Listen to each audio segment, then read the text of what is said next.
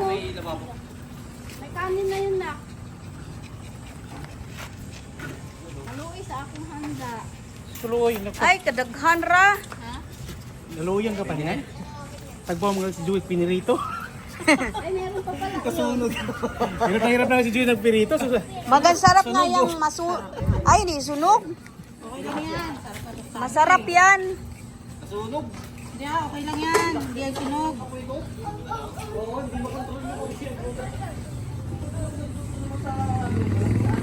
Kuyawa, oy. May na. Luto na insala.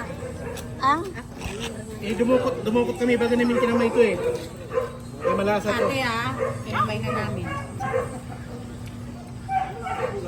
Harap. Kinamay na. Pailayog sa manok. Okay na yun kasi. Di ano na. Maka-high blood daw yan.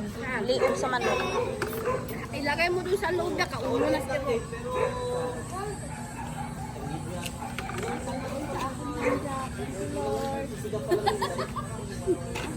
Kadaghan ra na napay ko ano.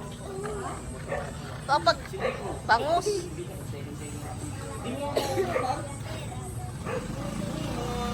Ito na yung upos na. Ha? Ito na yung upos na.